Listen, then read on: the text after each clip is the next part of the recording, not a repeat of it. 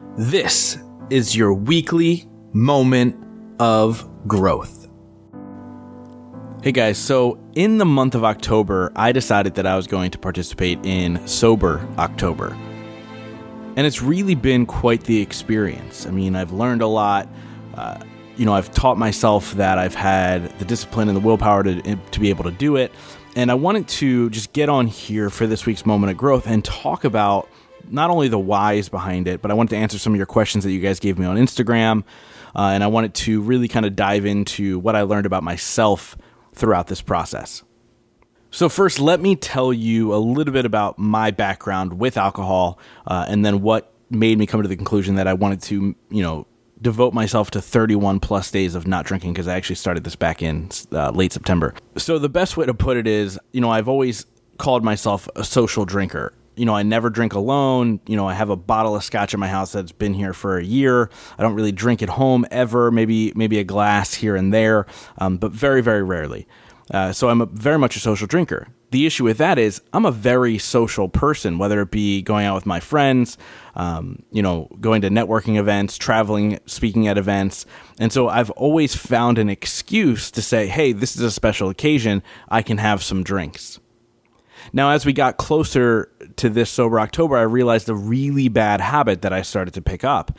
And that was when I started to drink, I didn't want to stop. And what I mean by that is I would go out to dinner with a buddy or my girlfriend, and we'd have a couple drinks, and my immediate reaction is, where are we going next? And if that person wasn't going anywhere next, I found myself looking for something to do to stay out, to keep drinking.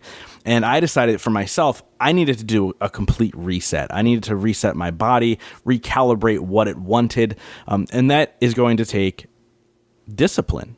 And so when I decided to take on this challenge, I was actually extremely excited about it. And I'll get to the point where, it was actually a lot easier than I thought it was going to be. So going into this, I thought I was going to have to remove all triggers. Don't go out, don't be social, cut out your friends, because I'm very much like, hey, I'm out, why not have a drink?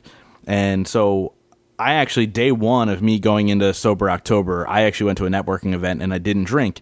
And in that moment, it was a little bit more difficult. Like I felt a little bit more shy to mingle and interact, which is kind of funny as I speak on stages. But I'm really kind of self-proclaimed introvert.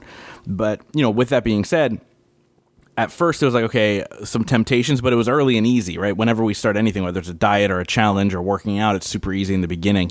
So I thought maybe a couple weeks in, I'll be tempted. And so I for a while, I stayed away from certain temptations. But then I decided I can't live my life like that. I need to continue to socialize, continue to speak at events and all these other things, and put myself into situations where I would have been tempted before.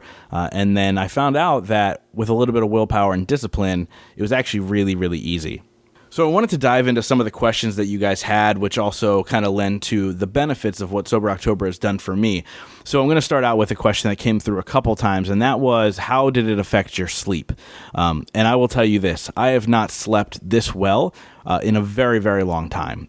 Just not putting those stimulants into your body, whether it's once a week, once a day, once a month, you're still putting these stimulants into your body, and it's not allowing your body to fully rest. And so when I took alcohol out of what I was doing in my life, I was having some of the deepest sleep, some of the craziest dreams. I won't go into details. And I was really benefiting from this true REM sleep that so many people talked about. Now, on the flip side, me and my girlfriend talked about this because she did Sober October with me. I will say that we wanted more sleep. So what I mean by that is when that alarm went off in the morning, instead of jumping out of bed like her and I both normally did, it was a little bit harder. We felt not as well rested. So we're not really sure what that's all about. We'll probably dive into that a little bit more and figure that out. But it was kind of an interesting contrast. Yes, I was sleeping way better. I was falling asleep quicker. It was a deeper sleep, but at the same time, I still felt more tired. So if any doctors are listening to this and understand that a little bit, I'd love for you to reach out through Instagram or Facebook and just tell me your take on that. And if a lot of people experience that when they cut alcohol out of their diet.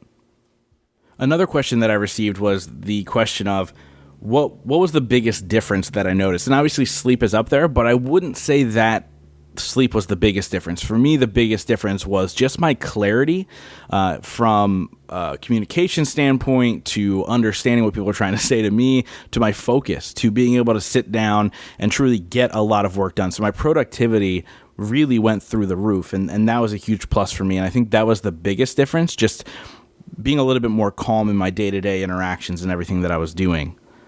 Now, this was actually an interesting question from Allie, and she said that her go-to when trying to meet with somebody is, hey, let's grab a drink and connect. She said that, coffee's okay, but do you have another way? And unfortunately, I don't. I mean, there's nothing really that we can do. Obviously, we can go have water or whatever, but when you're meeting from a business standpoint, it does make it a little bit more difficult. It just kind of gives you less options. But I will say this, I drank a lot of coffee this month. I've been a black coffee drinker for a long time, and coffee is great. I think coffee is a great way to meet with somebody. You drink it slow, you can have a couple cups, all that stuff. So, I would just stick with the coffee. And then, of course, the question of, are you going to continue into Sober November? I will say this. I did fall into some bad habits towards the end there, right before Sober October, but I would never, ever classify myself as an alcoholic. It is something that I enjoy doing. I enjoy the taste. I enjoy the community that's built around it. I enjoy going out with friends and having a drink. So no, I will not be continuing Sober November, but what I will be doing is just being more conscious of when I thought I needed it versus, hey, I just want to drink, and enjoying the whole entire experience of what it brings to me instead of doing it multiple times a week, if that makes sense. So for me, it's just going to be a more strategic way of including having a good time with friends into my social life versus my social life being all kind of circulated around alcohol. And actually, I will be having a beverage tonight. My friends are having a party for Dia de Muertes, and I will be having one drink there because the next day or tomorrow is my grandmother's 90th birthday. So reintroducing it this evening and truly just enjoying my friends in the moment. And I really feel like there's nothing wrong with that. Now, obviously, the next question is going to be, do I suggest other people do this? And I say yes. I think removing anything out of your life here and there for a disciplined reason is a huge benefit. I know people who remove sex from their life. I know people who remove, or for a short amount of time, I know people who remove certain types of foods out of their diet. I think removing stuff out of your life at times kind of is a win-win, right? It's number one, a lot of times it's good for your health. Number two, it helps you refocus. Number three, it shows that you are disciplined enough to be able to reach your goals. So I do highly recommend trying this. Now, obviously, there's always a disclaimer. Look, if you're truly suffering with addiction and alcohol issues, I would certainly consult a doctor and find medical help. It's not something to jump into if this is something that your body is actually relying on in a very negative way. So if you are fine from that standpoint, you just feel like you're drinking a little bit too much and you want to dial it back, I truly do welcome you guys to challenge yourself to do this. It's something that I'm going to be doing year over year. I think it was a really great reset. I feel really good. And, obviously, if I see changes in the future, I'll let you guys know. I'll update you through these moments of growth. Yes, huge, amazing, great. I loved the experience. I loved the connections I made, the deeper connections I made with my loved ones. And it was just a phenomenal experience. So if you are healthy and ready to give this a try, I highly recommend it. Shoot me a message. Let me know that you're going to give it a whirl, and let me know the benefits that you see from it. I want to thank you guys for hanging out for the last couple of minutes. This was a lot of fun. I will see you next week.